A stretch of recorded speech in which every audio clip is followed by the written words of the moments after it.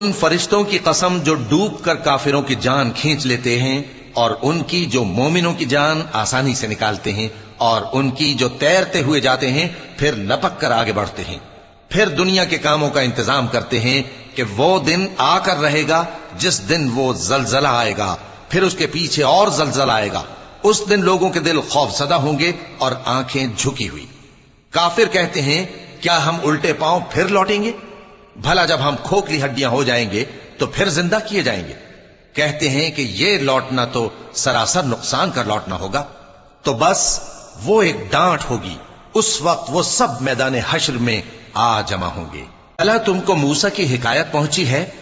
جب ان کے پروردگار نے ان کو پاک میدان یعنی طوٰ میں پکارا اور حکم دیا کہ فرعون کے پاس جاؤ کہ وہ سرکش ہو رہا ہے،